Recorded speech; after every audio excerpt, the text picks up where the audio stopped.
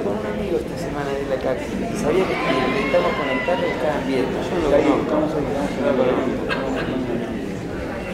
Cuando volvíamos, cuando nos llevó a la volvía para poder llegar acá, ¿viste? Yo no podía llegar acá.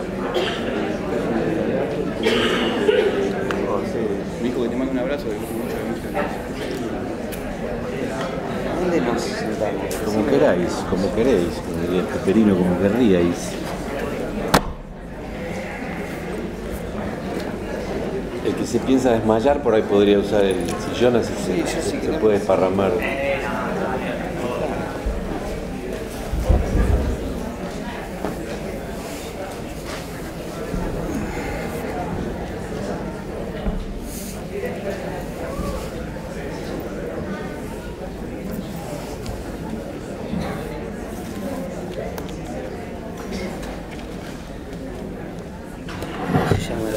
La primera página que ponen los libros para que sea es como esto, decís.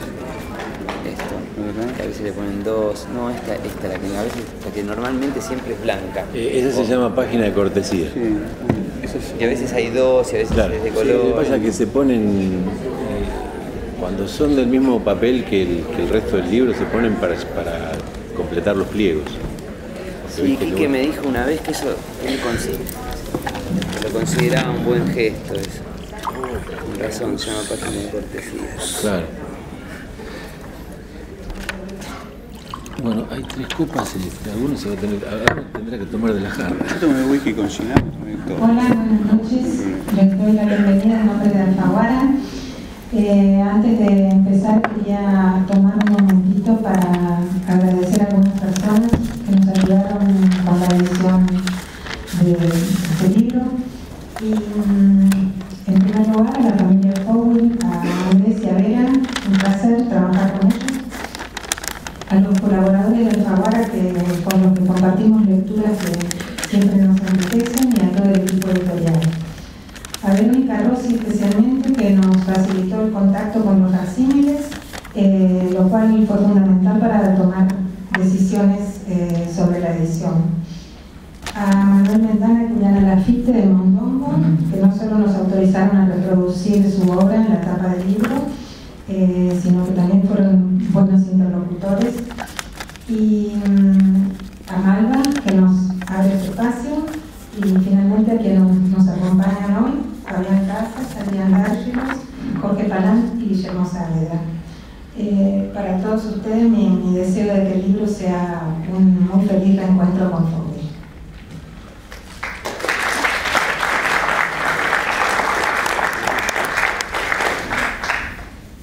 Hola, ¿qué tal? Buenas tardes, noches. Gracias a todos por haberse acercado hasta acá. En nombre de Quique, sobre todo, ¿no? Creo que los que ya han tenido ocasión de tomar contacto con el libro, y así fue, me parece, para todos los que estamos aquí en la mesa, la palabra que más se impone, sin ponernos demasiado tangueros, es conmovedor, ¿no? Porque si bien es un libro inequívocamente fowelliano, es un Fowell al que uno accedía en muy contadas ocasiones, entre los pliegues de puteadas, chicanas, ironías y todo ese repertorio de aparentes maldades con las que Quique disfrazaba esa enorme capacidad de contener y de acompañar al otro, de escucharlo, sobre todo de leerlo. Todos sabemos, todos hemos sido beneficiados por la lectura de Quique. Sabemos que eso era una fachada, pero estaba.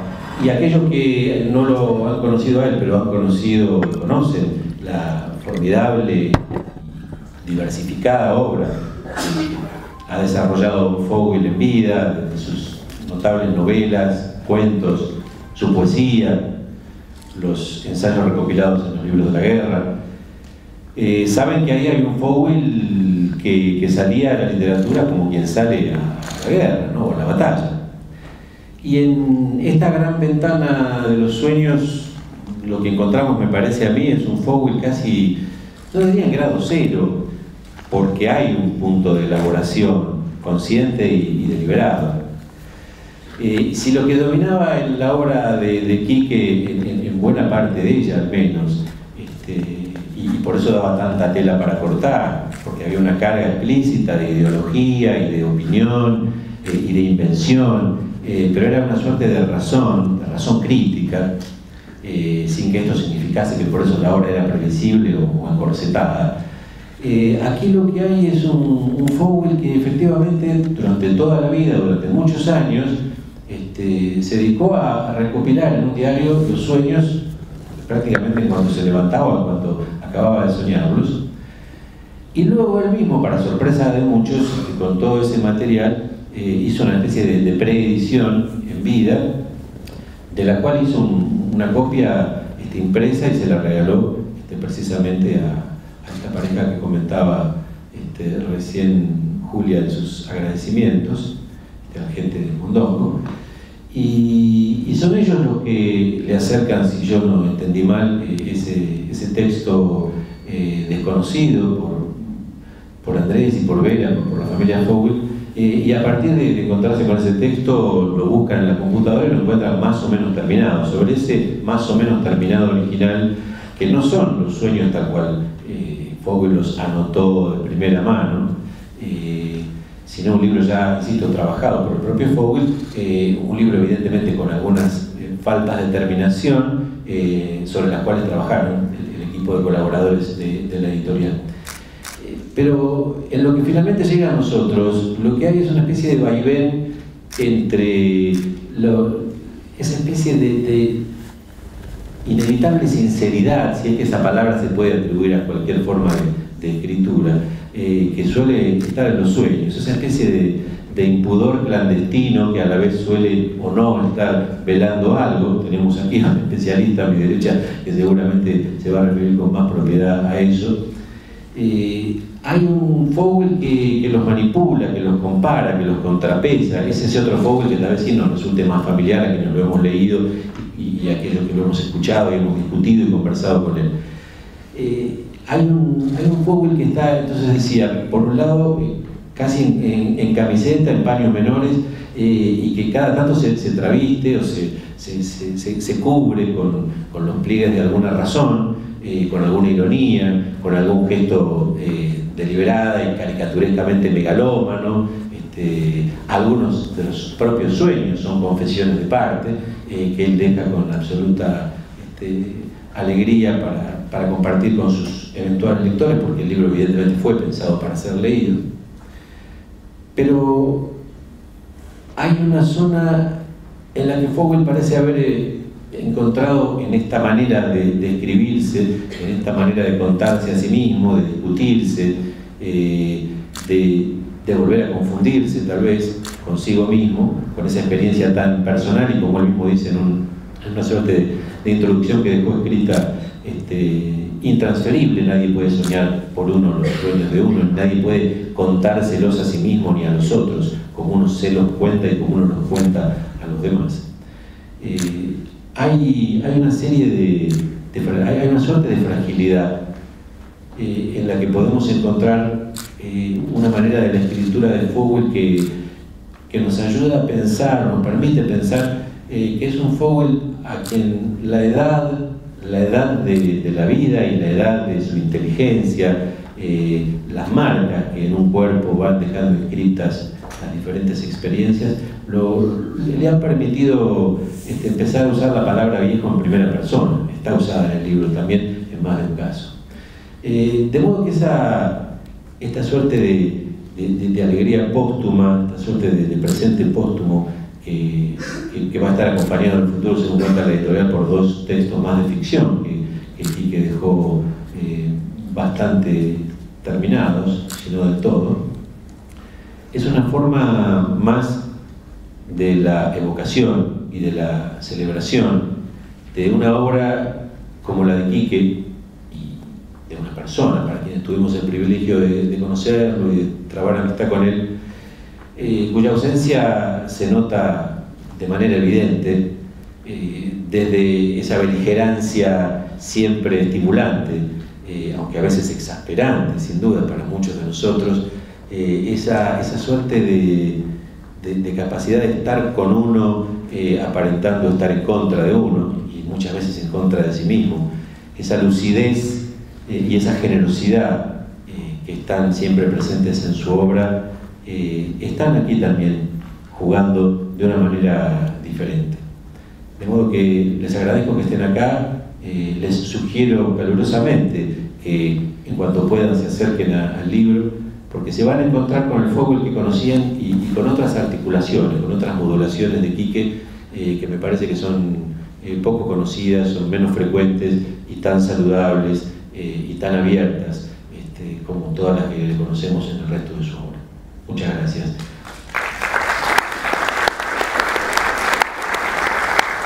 Quiero aprovechar para presentar a mis compañeros de mesa. Golpea al médico. Sí, por favor, un médico aquí para el médico acá. O no hace falta, no. No fue para nada. Fabián Casas al centro.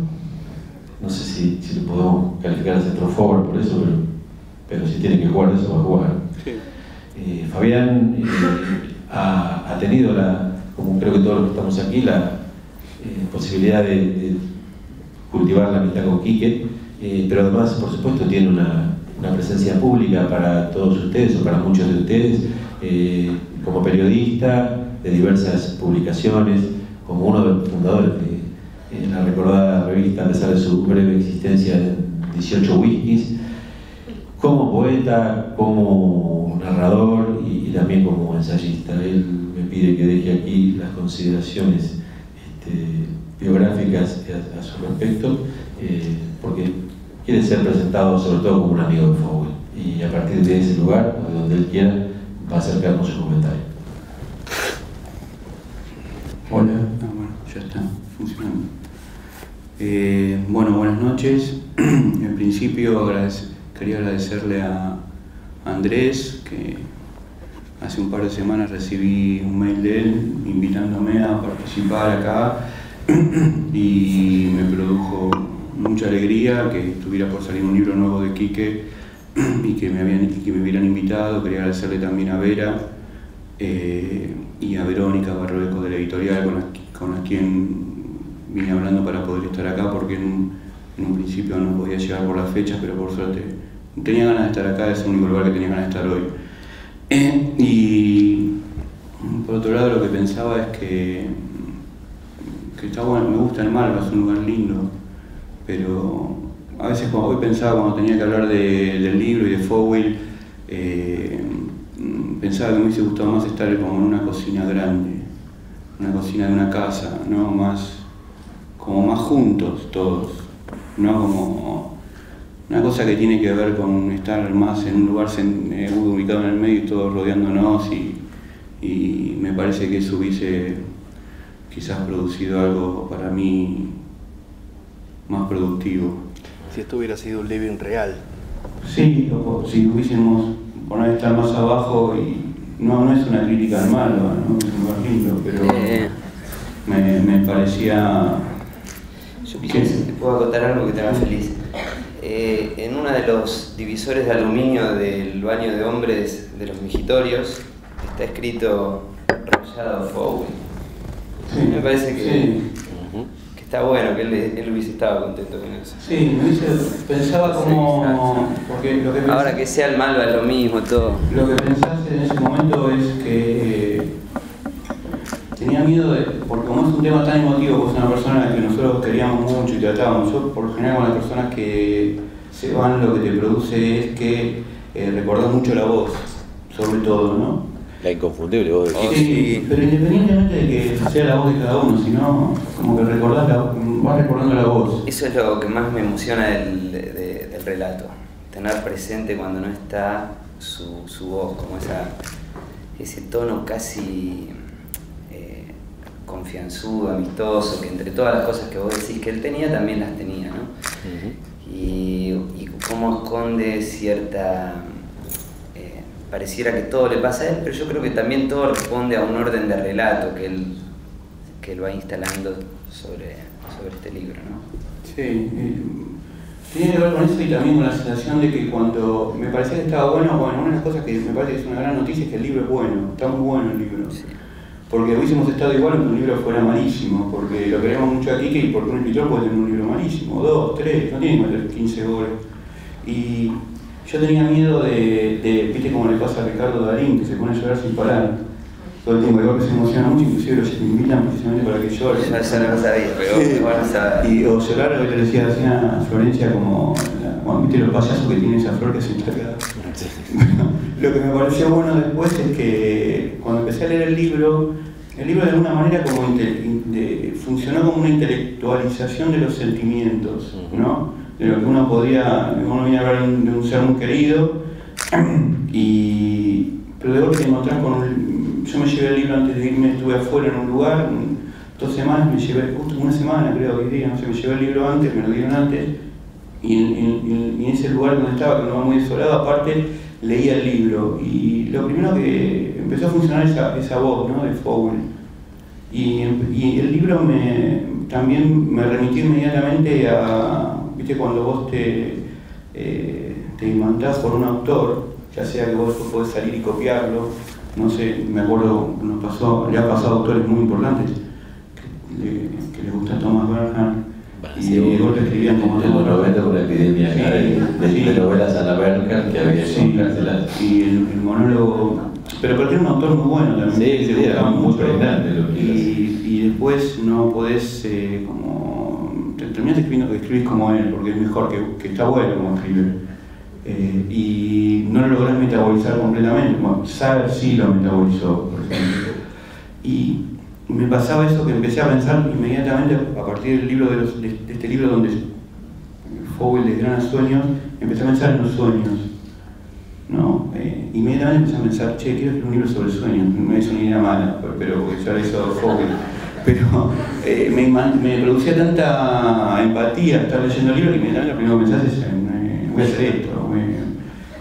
Y por ejemplo estaba en un lugar, estaba leyendo el cuento de Fowell donde cuenta que se encuentra con Kirchner, que es como el sueño. El sueño, perdón, sí, es un cuento, ¿no? Es como el sueño más, yo me imagino más gitero, que es el que puede publicar, que produce eso, está Kirchner.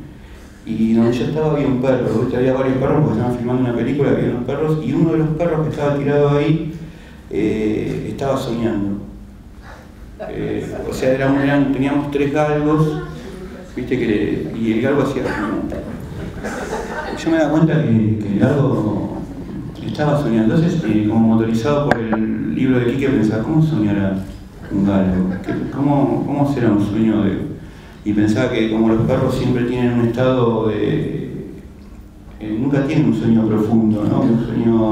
Tienen como un sueño que está siempre alerta, siempre está en estado de vigilia los perros. Yo tengo una perra y me doy cuenta que suena el ascensor o lo que sea, se separó.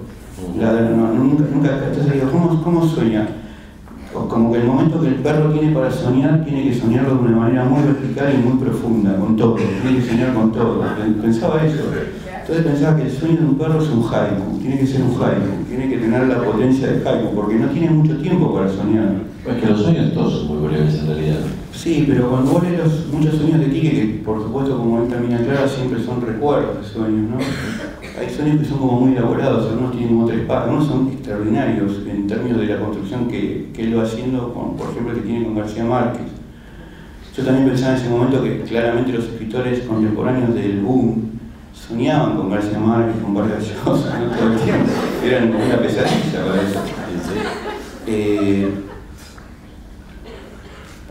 Pero lo que quería contar es que el libro me remitió inmediatamente la tonalidad del libro a un libro de Francis Ponge, que a mí me gusta mucho. Yo lo traje, lo cargué todo el día de hoy, pero ahora estuve tomando whisky con Ginás y no lo voy a poder leer porque tiene estas como muy chiquitas. Quería leer como una especie de epílogo que tiene Ponge. Hay un poema muy hermoso de Ponge que se llama El bosque de pinos, ¿no? Sí, el cuaderno del bosque de pinos. El cuaderno del bosque de pinos, que es cuando Ponge queda en el medio de lo que cuando se pierde el frente francés, se tienen que replegar, entonces él tiene que emigrar, está en el medio de un bosque, queda como una especie de corresponsal de la resistencia, pero es medio todo al tuntum, ¿viste? Porque en esa época, en los 40, no había Facebook, no había mail, no podía, o sea, era como que todo era por cartas y había lideratos que iban y llevaban y traían. Y Ponch estaba ahí y queda como capturado por el medio del bosque, queda capturado en ese lugar mineral, que es un bosque de pinos. Entonces él empieza a caminar por ese lugar y empieza a reflexionar sobre estar caminando en el bosque de pinos y empieza a escribir poemas que después empieza a variar, hace como variaciones muy pequeñas de los poemas y empieza a hacer una especie de anatomía del bosque de pinos y de la posibilidad de otorgarle a este lugar mineral una voz, que el bosque de pinos de alguna manera consiguiera expresarse a través de Ponch, y él también sabiendo que eso era una imposibilidad, que no iba a poder conseguir expresar al bosque de pinos. Y el tono de ese libro inmediatamente a mí me remitió a este libro de sueños de Quique. Inclusive había subrayado cosas donde Quique de alguna manera reflexiona sobre los sueños, los clasifica, pero a tu vez también se reiteran, se repiten y empieza a producir pequeñas variaciones sobre lo que soñó, sobre la reflexión que soñó, algo que es bastante francés, porque no quiere decir que otras personas no lo hagan, pero los franceses suelen trabajar mucho con el excedente, ¿no? Con lo que la repetición. Sí, la repetición, bueno, Valery, ¿no? Que digamos que por ahí escribió muy pocos poemas, pero todo lo que escribió después es una especie de constante reescritura sobre la obra principal, ¿no? O lo que él, en realidad la obra principal termina siendo lo otro, ¿no? La reflexión. Hay una cosa que me parece muy conmovedora del libro, justamente por contraste, contrario sensu, digamos, es que el libro es muy distanciado, no hay nada de autocompasión, no hay nada más en primera persona que un sueño, sobre todo cuando alguien dice voy a contar mis propios sueños, y sin embargo no hay la emoción aparece justamente porque él analiza todo lo que le ocurre, incluso a veces lo lleva, cuenta sueños que lo han perseguido durante toda la vida, sueños como nos pasa a todos, sueños soñados desde la infancia, durante toda su vida, los sueños de constitución y con volver a la escuela. Y en esos sueños hay una especie de distancia justa como para pensarse a sí mismo sin perdonarse la vida, ¿no? sin autocompadecer, sin caer en la autoconmiseración, digamos, ¿no? Yo creo que eso tiene que ver con una cosa que a mí siempre me llamó mucho la atención, que muchas veces cuando las personas hablaban de Fowl en las presentaciones o decían que alababan dos cosas que a mí no me resultaban interesantes y no me resultaban, que para mí hablaban de la persona real, no sé decirlo de otra manera. Una cosa era que hablaban de su gran inteligencia, como una inteligencia extraterrestre, cosa que para mí la inteligencia no es ningún valor, porque conoces un montón de personas que son muy inteligentes y que produjeron antimateria, no sé, evidentemente utilizaron inteligencia para eso, no sé, Tinelli, Hitler, te puedo nombrar mucha gente. Y por otro lado también hablaban de que Fowl... Muchos malos escritores. Y también por otro lado hablaban de que Fowl producía miedo. ¿Viste? Había gente que venía y lo presentaba y decía, yo antes quiero decir que Fowl me producía mucho terror, mucho miedo. Yo decía que una persona, el miedo es una cosa que te puede hacer crecer, no sé qué, pero a mí no me interesa relacionarme con una persona que me produzca miedo, algo que tenga una relación sadomasoquista, no sé, de algún tipo. Me parecía a mí que lo que tenía Fowl y lo que había logrado, y que tiene que ver un poco con lo que vos estás diciendo ahora, es una tentativa, porque ¿quién fue Fowl? ¿Quién lo puede saber? Es que él había logrado que la inteligencia en un proceso alquímico se convirtiera en sensibilidad, ¿no? Yo a veces veía una descripción de algo tan mecánico como, por ejemplo, como a él le interesaban las máquinas y los nombres de las máquinas y los códigos de las máquinas, que dicha en la voz de otra persona no hubiese producido para mí la revelación que produce el encuentro con la poesía, que es para mí el estado de constante incertidumbre, el estado de pregunta, no la respuesta. Y me da cuenta que eso era, que podía haber, ese movimiento podía haber surgido de la inteligencia, pero que inmediatamente había un proceso alquímico donde Fowell se convertía en pura sensibilidad. Yo tengo una carta que me escribió Quique donde él habla de un chicle, ¿viste? Y me describe el chicle que estaba comiendo, y yo hacía esto, si yo probé colocarlo en la página y era un poema increíble y él no solamente me hablaba de la descripción del chicle, lo que mascaba, sino de por qué él había averiguado los contenidos que tenía, ¿viste? Que le gustaban todas esas cosas como muy exactas.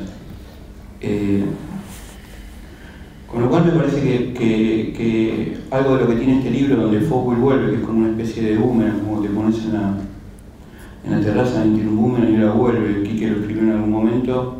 Yo sabía que él había anotado y anotaba sus sueños, y ahora ese libro vuelve como un boomerang, ¿no? Vuelve, estás ahí parado y de golpe vuelve, y te produce una gran alegría dar cuenta de que no es un libro que de alguna manera puede ser solamente celebratorio, sino que expande un poco más la sensibilidad de Fowell, ¿no? Y se vuelve inquietante para leer, y de alguna manera también reescribe un montón de cosas que Fowell ya había publicado.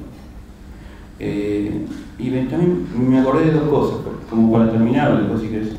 Una vez veníamos con Fowell en un taxi, era muy de noche, y habíamos salido de un lugar y hacía mucho frío, y estaba lloviendo. Entonces yo me apuré y paré un taxi, y subimos los dos apurados, y el tachero tenía un tic nervioso, que era que te manejaba, se daba vuelta, así. Fue impresionante, porque el tipo que viste que fuera manejando quisiera. Entonces Quique me dijo, vamos a morir, vos sos un boludo, no tuviste hijos, vamos a morir, ¿no? Como... Yo dije, sí, era un trayecto como de 15 cuadras por suerte, pero el tipo repitió eso cada tanto.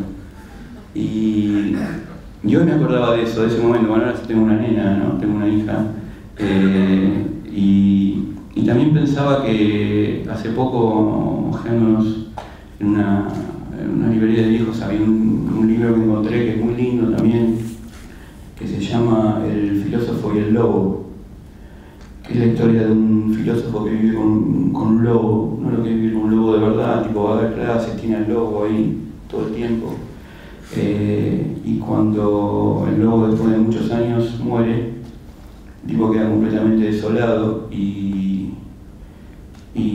cuando termina el libro le dice, bueno, nos vamos a encontrar nos vamos a ver en sueños, nos volveremos a encontrar en sueños. Y yo cuando venía para acá recordaba eso, supongo que por asociaciones que tienen que ver con restos diurnos, con cosas que lees, con que alguno de los nicknames de los personajes de Fowell era Wolf. Y pensé eso, ¿no? Pensaba que ahora a los seres queridos los vas a volver en sueños, pensaba eso, bueno, aquí que la próxima vez que nos veamos vamos a volver a ver en sueños, y está el libro acá. Nada más.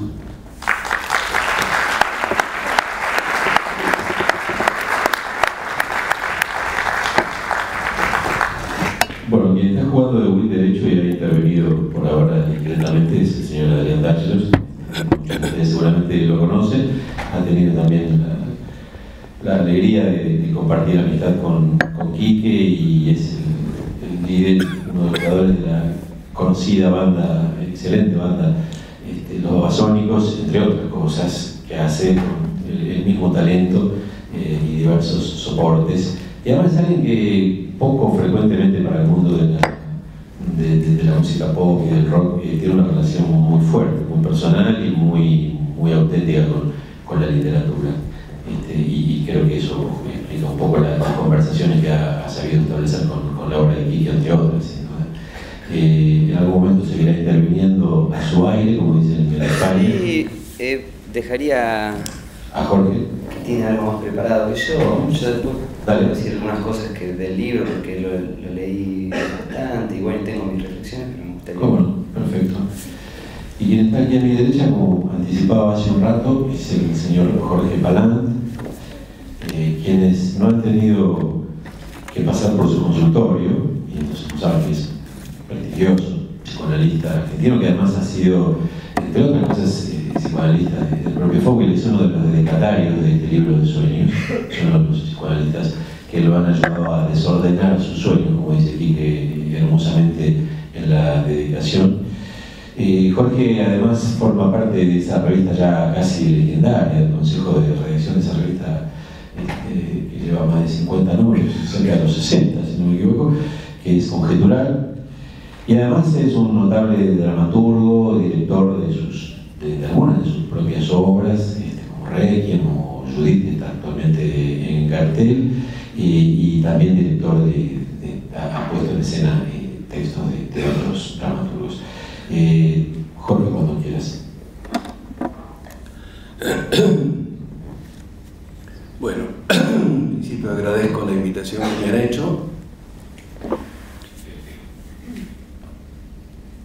Cuando me detuve a tratar de ordenar alguna idea respecto de qué es lo que, cómo enfocar el libro, me encontré con algo, una sensación muy parecida a la que tuve, a la que tengo ahora, a la que tuve mientras hablaban Guillermo, Fabián, incluso Adrián las veces que intervino, y es estar frente a gente que ha sido amiga de Quique. Eso, no solo, sí, amiga y lectora de Quique, eso genera una situación muy especial. Supongo que yo lo vi acá, lo escuché acá, es decir, una cosa muy descontracturada, en donde hay muchas anécdotas para contar, cosas para decir, además de las opiniones que puede tener cada uno sobre la literatura de Quique. Como dijo Fabián en algún momento, te puede gustar más o te puede gustar menos, dijo, pero en realidad sos amigo, ¿no? Y entonces, bueno, yo me di cuenta que eso no me pasaba, que yo tenía que encontrar un lugar desde el cual decir algo, y ese lugar no era un amigo, tampoco fui un lector asiduo de la obra de Foucault. Leí algunas cosas, sobre todo sus comienzos, tampoco desde el lugar de la crítica literaria y tampoco desde el lugar del psicoanalista que fue el psicoanalista de Quique en un determinado momento. Desde ahí no podría hablar. Y entonces me di cuenta que tenía que encontrar algún lugar que hubiera podido ser fácil decir, el libro me está dedicado, me invitaron, por eso no me invitaron ni como amigo ni como lector, me invitaron porque el libro me está dedicado en un 25%. Y bueno, hubiera sido cuestión de leer el libro y decir que me parece un libro de sueños, porque en un momento tal vez se pudo haber ligado el tema de que un libro de sueños y un exanalista de Foucault, y entonces eso podría dar lugar a que, bueno, sería tanto una ridiculez como una obscenidad pensar que no podría acercarme a un libro de sueños de Foucault como aquel que alguna vez interpretó algún sueño. Nada de eso. Y bueno, entonces armé algo que da rodeos y que puede resultar, en relación a lo descontracturado que fueron las intervenciones que me precedieron, puede resultar un poco más, qué sé yo, firme en el sentido de, sí, medio escrito, ligado.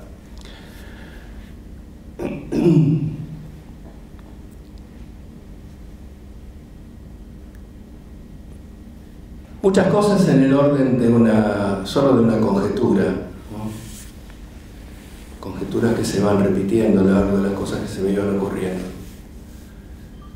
Porque trataba de entender algunas cosas del libro que iban más allá del placer o no que el libro hubiera podido depararme. Creo que esa es la lectura que hice, tratar de entender algunas cosas. En principio la invitación, la dedicatoria.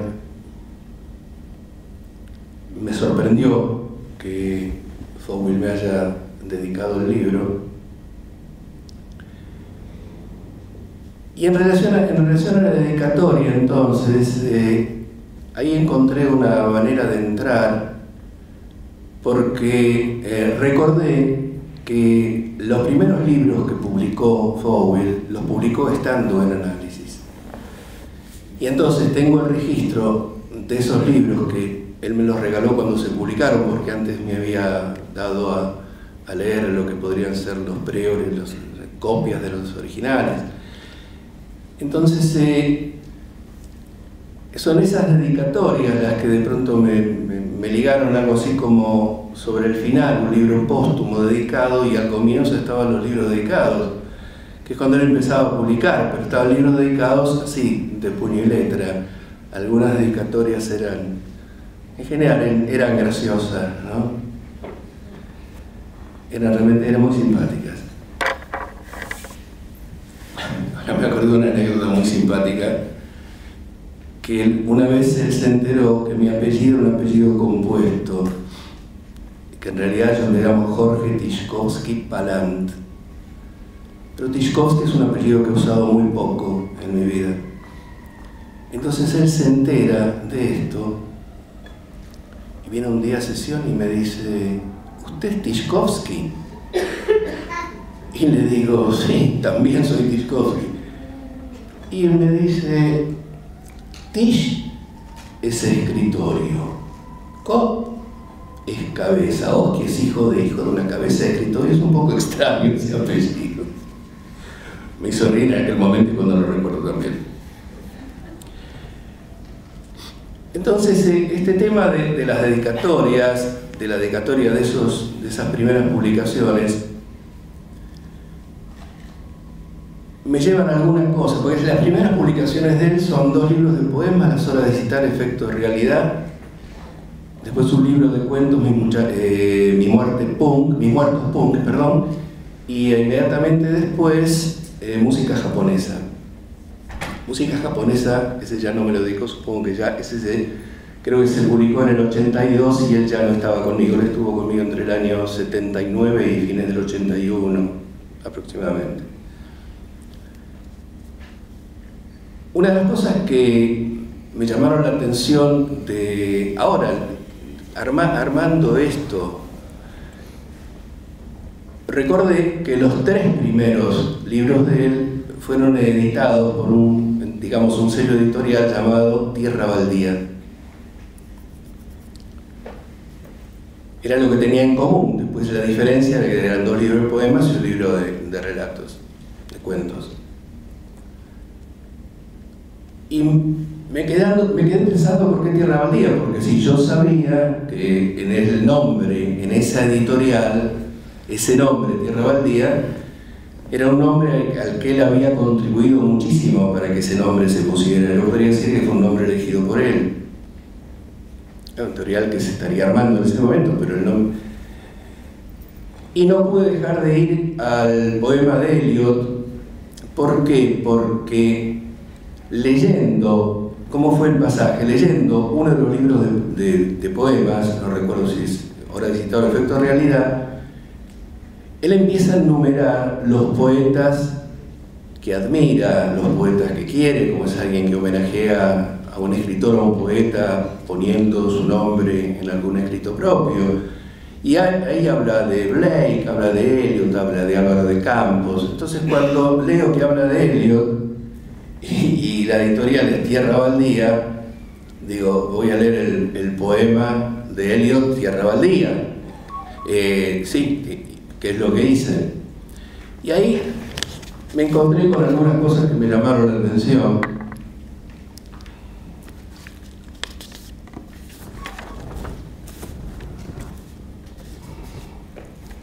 Como por ejemplo esto que dice en un texto del libro, el poema de Eliot es de 1922, que creo que es el año del Ulises, ¿no? ¿También? Sí.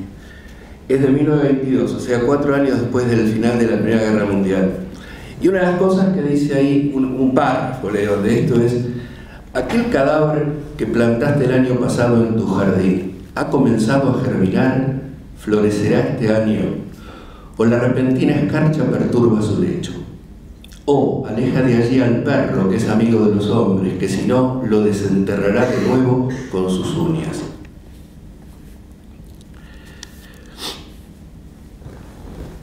Una vez leído esto y habiéndolo apartado, subrayado, recordé, y creo que no cometo una infidencia diciendo esto, que Fowell vino a verme poco tiempo después, yo no podría decir cuánto, pero sí sé que la primera vez, en su primera entrevista conmigo, me habló de la muerte del padre como algo que no había sucedido hacía demasiado tiempo. Ese es el recuerdo que tengo.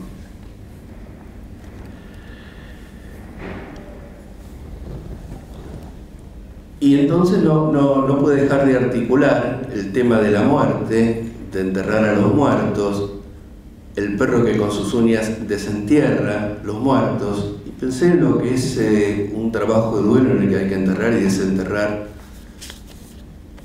muchas veces un cuerpo. Hay una cosa que me sorprendió hace poco tiempo en relación a esto, los perros desenterrando el cadáver con sus uñas. Pensé que además Eliot se estaba refiriendo a algo que había sucedido y que había sido una gran tragedia europea, que era la Primera Guerra Mundial, una Europa sembrada de cadáveres. Y hace poco, en un diario, un arriero sobre Lille fue a declarar como testigo en el juicio que empezaba al Centro Clandestino de la Perla en Córdoba. Y una de las cosas que él decía, además de que no podía dormir por los gritos que escuchaba, la vivía en un rancho a 500 metros del lugar, es que se espantaba cada vez que veía que algunos de los perros que andaban por ahí, incluso los que él tenía, volvían con algún hueso que habían tomado de alguno de estos lugares cercanos al centro. Esto no dejó de impactarme.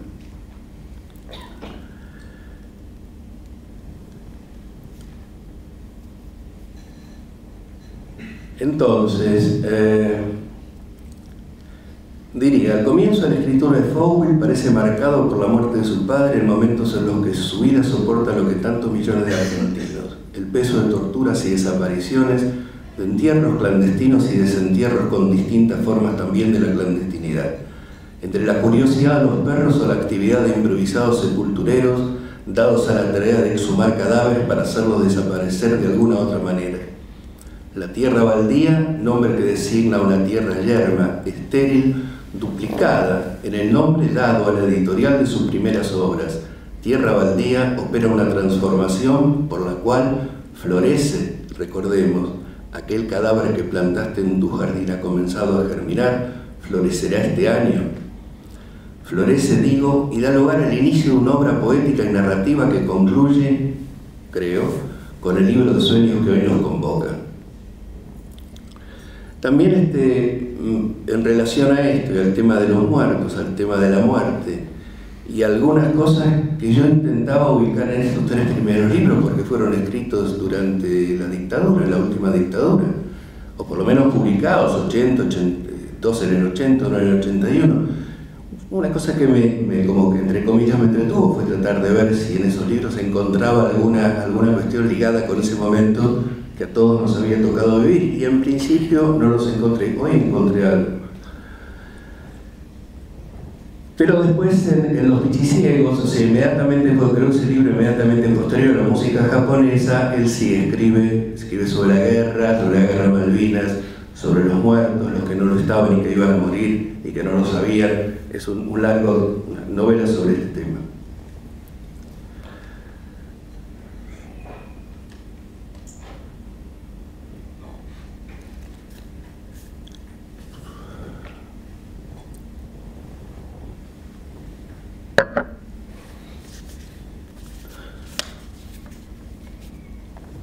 Hay otro aspecto de la dedicatoria que me llamó la atención por el hecho de ser un libro de sueños dedicado a sus 4 analistas. Quizás a esto me refiero al final de la charla. Y el otro tema que me convocó fue el epígrafe.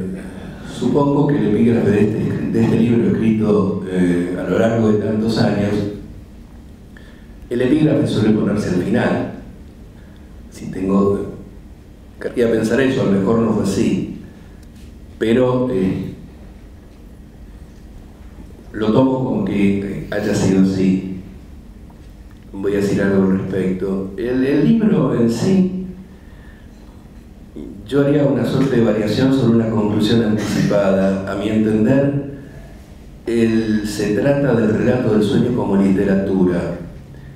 Esto tal vez si lo puedo aclarar un poco, después tenga alguna relación con lo que Guillermo decía en cuanto que era un libro de sueños, sí, que se supone de una gran intimidad, pero que es un libro en el que él no se despertaba ninguna autocompasión, más o menos eso es lo que dijiste, no había una respuesta emocional de él o la inclusión de cuestiones emocionales de él en relación a los textos que como sueños se le escribían. Por eso digo que es un sueño, el sueño como literatura, pero una literatura alejada de la presencia del escritor. Y no se me escapa la diferencia que hago entre el narrador del sueño y el escritor que escribe un sueño como un cuento del que está distanciado. En el libro encontramos teorías personales sobre los sueños y sueños. La escritura del sueño, yo creo que toma el lugar en el sueño de lo que desde Freud se puede llamar elaboración secundaria, es decir, el sueño tiene núcleos inconscientes que emergen de una manera muy desordenada, y hay una actividad del soñante que Freud llama elaboración secundaria, que es la alternativa que tiene el soñante de volver sobre su sueño de manera tal que lo pueda ordenar como relato. Y creo que es un poco creo que es el trabajo que hace Fauvel sobre sus sueños, es decir, ordenar el relato y fundamentalmente darle escritura, ubicarlo sí como una literatura. Cuando dije variaciones una conclusión anticipada, es cierto, más de una vez creo que me voy a referir a esto, y lo voy a decir casi de la misma manera. Entonces, es interesante el efecto de alejamiento del narrador sobre el escritor, incluso sobre la persona, como si el relato del sueño no necesitara de este último, ni opiniones, ni ironía, ni puntos de vista sobre los personajes construidos en el relato de los sueños, salvo algunas excepciones. Voy al epígrafe, y vuelvo a decir que creo que fue escrito al final. El epígrafe dice: ser viejo es haber empezado a respetar los sueños.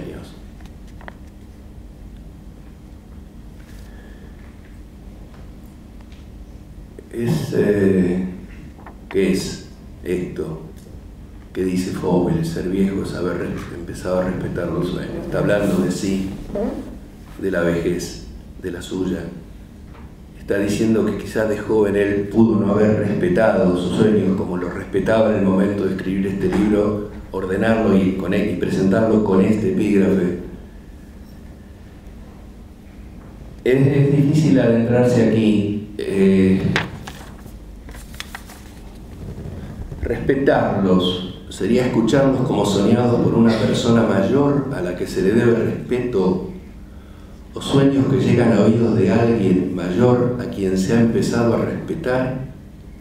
El propio soñante que ha cambiado de posición frente a sus sueños, de joven a viejo, de respetuoso a respetuoso, escribir los propios sueños dejando de lado algunas ironías o sarcasmos articulados en otras narraciones del autor, arma el espacio de una autobiografía leída desde el respeto que merecen los muertos y la muerte, eso que el tiempo entierra y desentierra a cada instante, respetar como una figura del temor a la muerte.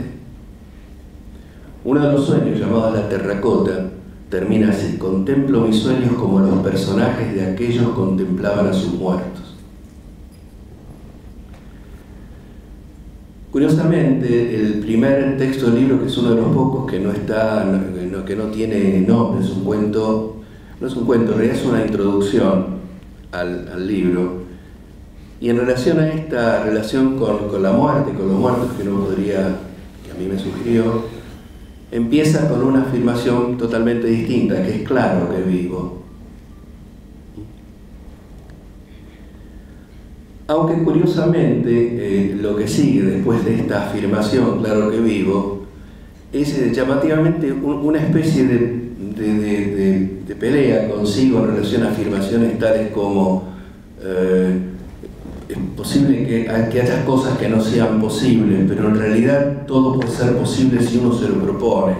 Es decir, el poder de no poder podría caer bajo la posibilidad de que todo sea posible, y lo dicen en un par de oportunidades.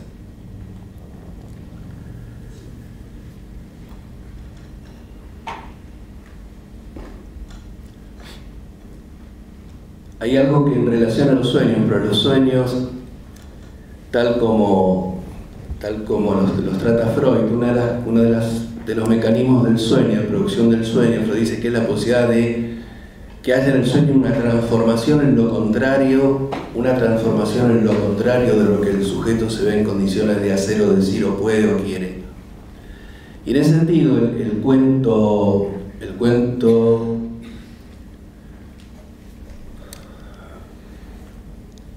pasa, ¿no?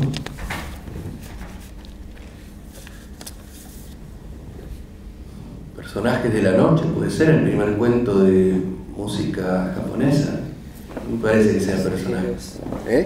¿Los pasajeros del tren de la noche? Sí, los pasajeros de la noche, pero el tren no está en el título. Sí, me parece que sí. Sí, los pasajeros del tren de la noche. Es como un cuento medio de García, medio como, parece raro porque es un cuento atípico, parece de García Márquez. Sí, no es muy común en su forma narrativa. Es un cuento que vuelven los soldados de una guerra. Bueno, pero eso justamente me interesaba, me interesó el hecho de que yo lo leí como una suerte de transformación en lo contrario, y ahí me pareció que encontraba algo que hubiera tenido que ver con la época en que él escribió. Porque acá los soldados volvían de la guerra y las madres los encontraban, y hubo un pueblo en que volvieron todos y las madres los encontraron a todos. Digo, que es totalmente lo contrario de que pasó en relación a los desaparecidos y las madres que ya en 80, 81 tenían bastante vigencia política, que eso no pasó. Bueno, al mismo tiempo, en el mismo cuento, esos soldados que vuelven de una manera rara.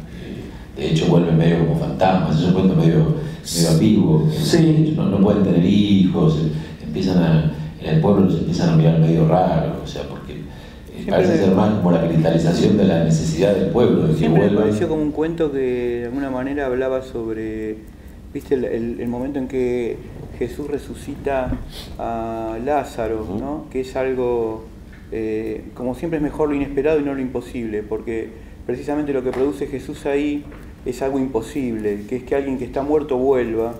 Y eso es feo, que vos cuando ya te moriste te resuciten, es algo muy violento. Y más porque deshacen tu cama. Ya deshicieron la cama, Lázaro va a un lugar donde ya no tiene cama, no tiene nada, ya se le sacaron todo. Y aparte termina así, porque muchas líneas del cristianismo, digamos de lo que es el gnosticismo, presuponen que como diría la vida de Lázaro fue muy desgraciada, ¿viste? Después de que alguien digamos que es lo que hizo Adidas, lo imposible es nada, vamos, volver. Y es algo como muy traumático, que cuando vos ya estás muerto te resuciten.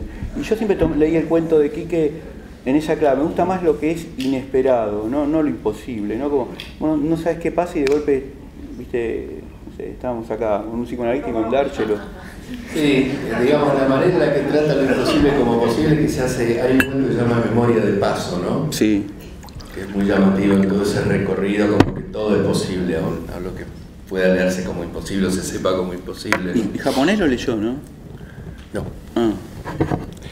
Bueno, no, en realidad hay otro que es dos hilitos de sangre, que también lo leí en esta clave, la transformación en lo contrario, porque son estos dos amigos que van el personaje que va en taxi y que ve que a los taxistas tienen hilos de sangre en la nuca que les corren, sangre diferente, una más densa, otra no, y que eso genera una situación difícil en el sueño y que en el cuento, y que en un determinado momento el taxista dice, no, a mí no me pasa eso, yo no soy de esos taxistas, y por supuesto el pasajero ve que una vez que dice eso, la sangre empieza a correr, digamos, echarle la camisa, etcétera, pero en realidad el acento yo lo ponía en que todos los taxis eran Falcon. Entonces, en este intento de encontrar lo que buscaba en relación a la época, digo, bueno, en esa época hablar de un Falcon y que todos los taxis sean Falcon y que todos estén manchados de sangre, puede pasar. Puede pasar. Bueno, pero me pareció que había como una transformación en lo contrario, digamos, ¿no? Que la sangre caía, el taxista, no es que se mataba a alguien, aparece sangre, aparecía porque sí. Sí, a mí me interesa, por ejemplo, en ese relato que vos decís, lo que me interesa es la posición del narrador el desprecio que tiene por el taxista, por el tráfico, todo lo que... La incomodidad, inclusive no decirle que sangra, que se muere en su ignorancia sangrante, ¿no? Me parecía que eso era lo más lo puede ser, las sí, cosas puede posibles ser. O no. Sí, pero si no a mí no dejó de llamarme la atención, claro, el hecho, esta cosa más enfatizada del cuento, que no podría existir sin eso, que son, porque no dice un taxista sangraba y a mí no me importaba, yo estaba pensando, no dice eso, dice los taxistas sangraban con 2 hilos de sangre diferentes, una más densa y otra menos. No, el problema es se lo digo, no se lo digo, ese es el problema que atraviesa. Se lo digo o no se lo digo. Claro, pero a uno se lo hubiera podido plantear ese dilema, se lo digo o no se lo digo, pero cuando son varios los taxistas que sangran, entonces ya pertenece a algo que va más allá de la anécdota. Sí. Es otra cosa, nos está metiendo en otro terreno. Así lo he dicho.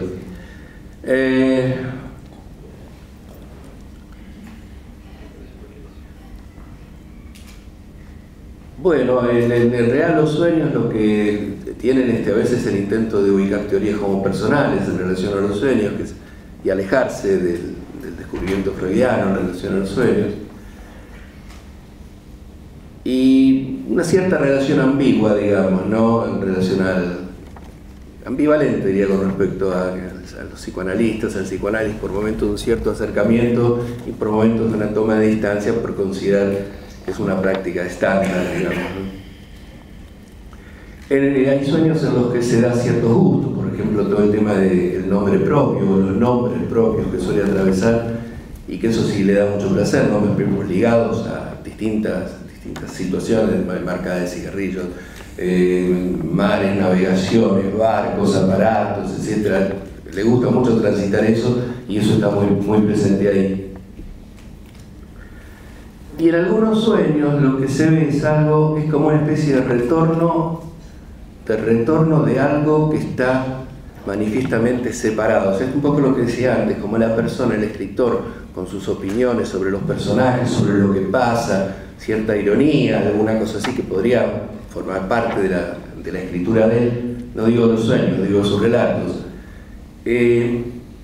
Esto vuelve, hay algunos sueños en los que manifiestamente son sueños en donde lo que aparece es un deseo de burla de alguien que está ubicado en un lugar de autoridad.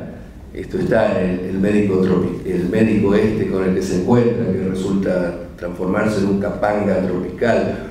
O el sueño que recordaste vos, el de Kirchner, ¿no? Sí. Que se llama Desaire, creo que se referís a ese sueño. Tiene como... también cuando va como... Hay un sueño donde él va a asesorar a un colombiano, a un político colombiano. Ese es otro. Sí. Yo el que digo es el que lo va a ver, y llamativamente utilizo una palabra que es fui al Palacio Presidencial. Eso es extraño, digamos, ¿no? Hablar de que va a haber un presidente al Palacio Presidencial, ¿a dónde fue, no? Y dice así: hay un presidente al que habría debido desairar. Al llegar al Palacio, pienso que debía haberlo desairado. Esto está en el sueño, digamos, es algo que le pertenece al sueño y que creo que implica una cierta burla enmascarada de lo que es alguien en un lugar de una cierta autoridad médico, presidente, lo que fuera. Pero después dice que cuando sale del lugar se encuentra con soldaditos con disfraz de granaderos de la guerra de independencia que ni me miran ni parecen haberse movido de sus puestos en los últimos años. Acá me parece que hay algo de ironía manifiesta en esto, soldaditos con disfraz de granaderos, ¿no? De la guerra de independencia. Bueno, voy terminando. Había tomado textos de algunos sueños nada más que para transmitir la literatura que hay en ellos, la escritura, el arte de narrar, como él dice en un determinado momento, pero no lo voy a hacer. Sí, con respecto a la dedicatoria de los sueños a sus exanalistas,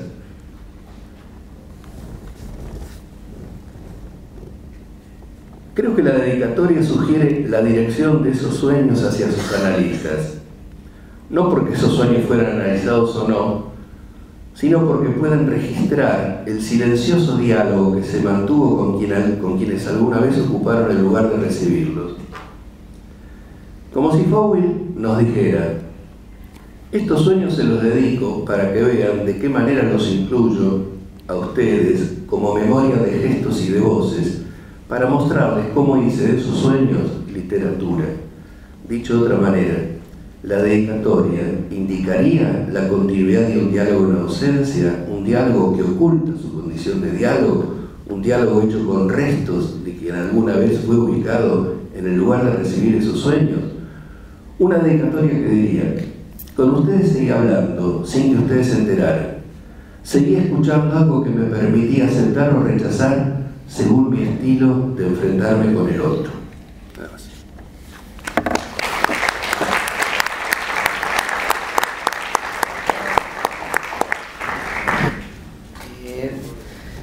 Bueno, particularmente gran parte de las novelas y los relatos de Quique están, quizás no sé si la mitad, no lo podría establecer, narrados en primera persona. Atrás de esa primera persona siempre, y más los que lo conocieron a él, siempre se presupone que está él de esa primera persona, porque es un héroe que con sarcasmo atraviesa sus aventuras, y yo de todos siempre termino pensando que es el que lo mejor es el que él genera esos personajes, es el generador de las aventuras, no, por lo tanto, de literatura, y no el protagonista de ellas. En cambio, este libro lo que me parecía es que es la primera persona que más se parece a él, quizás, que está atrás de todos los libros. Yo elijo siempre que esa primera persona sea como una voz oficial que me dice cómo funcionan las cosas, y de qué parte en qué parte uno se tiene que parar a partir del complot. Él siempre cree que hay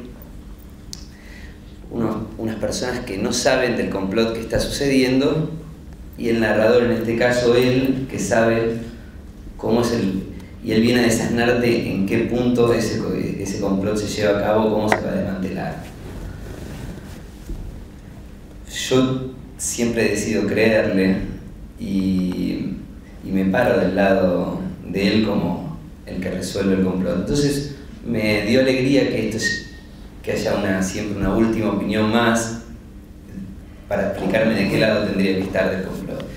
Así tomé este último libro hasta el momento que leí de Quique. Entonces me dio esa calidez de escuchar su voz atrás de las cosas, y después empiezo a pensar de por qué los sueños, y me gustó eso que vos decís, que cómo con estos restos, que podría ser los sueños como restos de la noche, restos de la imaginación, esos restos de la fantasía, cómo eso me es motivo de un objeto literario, que es este libro.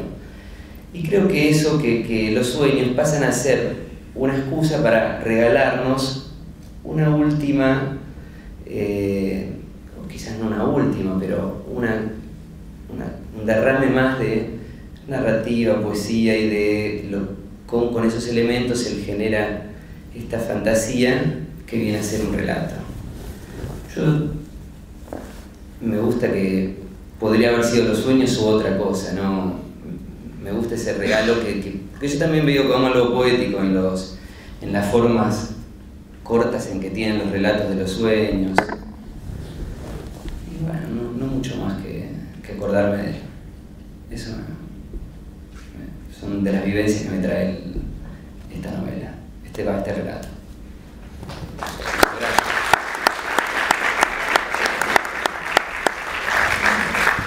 Bueno, si alguien quiere comentar algo, mencionar algo, la sugerencia más temida por todas las audiencias latinoamericanas. Yo quiero comentar que soy la hija, Sí. que hay un cierto tormento en los sueños, y que no soñaba con plata, que es un problema que tenía todos los días. Entonces yo cuando agarré el libro pensé, va a haber sueños donde tenga deudas, donde tenga que ir a pagar, donde tenga los problemas de los hijos, y no. Son los sueños creados para hacer una obra. Para ser contado, sí, siempre es un héroe, siempre es su primera persona, nunca, ¿viste? Y no sueña nunca con números tampoco. Y siendo, viste, toda la gente criada en el conurbano. Que no tienen olor, que no hay olor en los Sí, eso lo destaca, pero la generación de él y criados en el conurbano están muy ligados a la quinela, al sueño. Entonces yo escuché hablar a todas mis generaciones, a las generaciones mayores hablar, él debe haber sabido que existía eso. Entonces también se encarga de no tener nunca un número en toda la... Eso es lo que me llamó la Lo que atención. pasa es que el número hay que encontrarlo, hay una traducción. En general, más que soñarse con números, se sueña con agua y se le interpreta con números. 4, sí. O si soñás con no sé qué. Pero bueno, no tiene esa... Trata de no establecer ese vínculo. O el tema de la langosta, ¿no? Que es un sueño recurrente de muchos escritores. Bueno, yo no soy una erudita de literatura, no lo sé mucho. Claro, y tal vez una especie de comparación con Graham Greene, digamos. Claro, no, pero hay varios escritores que soñaban con langostas, o sea, es como un tema en la literatura, y que él soñaba también con langostas. O sea, son cosas que yo leí el libro ni bien hace 2 años, no lo volví a leer todavía, lo vi, pero no lo volví a leer. Lo que me quedó a mí es eso de el sueño con García Márquez, que la presidenta que no lo reconoce, que se equivoca de escritor, la cosa de poder estar en un lugar, pero no porque era él, porque era otro en ese momento. Estas cosas son muy lo que eran. Sí, pasado por el tamiz de su voz, ¿no? Porque termina diciéndolo él todo. Claro. Es él, por eso sí, él nunca, no se permite ningún achaque en todos los sueños. Fowell Siempre sale bien parado, ¿no? tenía algo que también está bueno, que tiene que ver con... Porque lo reescribió. Pero está siempre, viste que no hay nada, nunca sale mal parado en el sueño. Y normalmente de los sueños uno se sale mal parado. Igual Pero quizás eso no lo cuenta. hay algo que él tiene ahí en el... No, ni tiene cuentos, ni tiene sueños sexuales, ni nada. Sí. No ocurre ninguna cosa. Sí. Eso es genial. Que en el Sí. último, Por eso es literatura, ¿no? Es literatura. Una acotación en relación a lo que decías de La Plata y demás, ya que estoy algo lanzado, lo digo. Una dedicatoria que me hizo muy divertida decía: a mi analista, en los libros, ¿no? Esto, a mi analista, el lugar de los honorarios de agosto. En el sueño colombiano, Fowell no le llama la atención que los tipos que lo asesoran le digan que tiene que en realidad trabajar para el Él es convocado para asesorar a la campaña política del partido de oposición, pero los que le van a pagar son los del gobierno, los que están en el gobierno. Entonces esa connivencia entre ambos partidos... Claro, sería como si Maduro lo contratara para asesorar a Capriles, por ejemplo. Exactamente. Y yo notaba en eso del sueño algo que tiene en esa apreciación de él, ¿no? De una especie de aceptación de cierto cinismo, que una de las virtudes que para mí tenía Fowell era que... ¿Cómo funciona una ideología? La ideología, por lo general, lo que te propicia es para estupideces. Es como una alacena. Vos sabés que abrís la alacena y tenés los platos, los vasos. Eso es la ideología. Entonces vos abrís ahí y sabés que está todo ordenado. Y Fowell, a mí una parte interesante de él siempre era que él desde hace mucho tiempo estaba pensando en algún momento también contra sí mismo, a pesar de ser un gran megalómano. No, él hacía ese ejercicio de pensar contra sí mismo y creo que muchas de las cosas que a veces él escribía, por ejemplo, el libro hermoso que es Los libros de la guerra, son ensayos donde él, digamos, de todo tipo, de cuando él reflexionaba sobre el aborto, sobre los desaparecidos, podías estar de acuerdo o no, pero siempre había algo que él, vos te das cuenta que estaba pensando en un sentido como contracorriente y que era muy productivo, aunque uno no lo acompañara con algunas cosas, pero que te servía para que vos te pongas también como ponerte en ese lugar de equilibrio en el que él se ponía, ¿no? Cuando reflexionaba. Me acuerdo ahora, como yo te leí una entrevista al Turco Asís, el Turco Asís decía: no quiero que me rescaten más, no me rescaten, yo no quiero ser rescatado, no me interesa eso. Viste, cuando te rescatan los bancos, viste que viene gente y las entrevistas al Turco y dice: vamos a rescatar, vos sos bueno. Y me acordaba que Quique había escrito sobre el Turco Asís hace un montón, en el momento en que, digamos, estaba, digamos, el tipo estaba publicando Flores Robadas en los jardines de Quilmes, y tenía una lectura muy inquietante y muy a contrapelo de lo que se decía sobre Asís. Era como que su punto de vista con respecto a eso, aunque uno los acompañara o no, eran siempre muy productivos. ¿Puedo contar una última cosa? Por favor. El libro termina con una frase que es un sueño que no terminó de escribir, pero estoy segura que no está en los cuadernos. Acá están los archivistas, que son un gran trabajo en el Carrozzi, a la cual estoy muy agradecida. los cuadernos, de donde él dice en el libro, si los sueños es mentira, no hay tantos sueños en los cuadernos tampoco. Pero el último sueño, para los que no, la mayoría no han leído el libro porque recién hoy está acá, dice París, que no sé, no tiene ninguna connotación para mí, Quilmes o sí, capaz. Sí, dice Quilmes, París, italiano con el collar karateca, con manos de goma y uñas de acero inoxidable. Bueno, pero mi padre está enterrado en Quilmes y murió en el hospital italiano, y ese es el último sueño que soñó. Y luego este cementerio se inundó y hay un sueño donde los cadáveres flotan, ¿no? Unas piletas donde están flotando. Sí, sí, en lugar de estar enterrada la gente está como en piletas de formol. Bueno, y yo decía, no, pero esto, yo acababa de leer el libro, estaba todo inundado, todos los cementerios de Quilmes, flotando los cadáveres de formol. De hecho, las bóvedas todavía hoy están inundadas. Entonces, hay algo en los sueños de mi padre sobre el futuro. Anunció la muerte de Néstor, digamos, en uno de los sueños. Quilmes y el hospital italiano, podría ser cualquier otro hospital, el de niños, tuvo tantos hijos, no sé, qué sé yo. A mí eso me dejó como lo que siempre supe de mi padre, que es una persona que tiene una percepción aguda de la realidad, y que por suerte, bueno, tenía ese talento de poder plasmarla literariamente, como es este libro, que es un libro de sueños, pero es un libro puramente literario. Bueno, yo nada más. Muchas gracias, Vera. Heredé algo de mi papá. Vale, gracias a todos y sobre todo gracias a Quique por haber tenido la delicadeza de no morirse antes de escribir esto.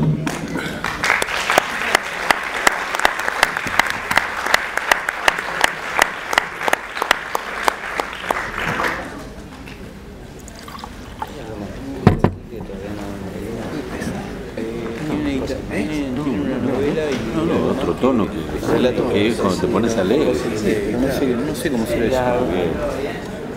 Creo que antes de llegar quise leer los poemas. Mira. Decirte que me parecía, por lo menos, porque se lo regalé a un amigo, pero no me lo había traído. No me lo había devuelto y no pude leerlo, así que te lo devolveré. Me voy a conseguir ¿Cómo? ¿Cómo se llama? La gran No soy el dueño. A mí no. Por mí. Dale. ¿Cómo? Dale. Pensá ahí la chica del Faguara, pedile. Era ella.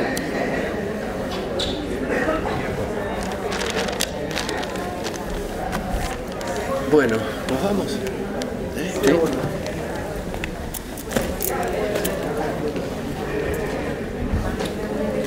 Estaba con un amigo de él. ¿De Quique? De Vigo. Era gracioso. El otro vino acá porque se lo dijo Vigo. ¿Quién es? Se llama Michael Farrell. Sí, el que actúa con el Con que él trabaja estábamos con él. en métodos de biología.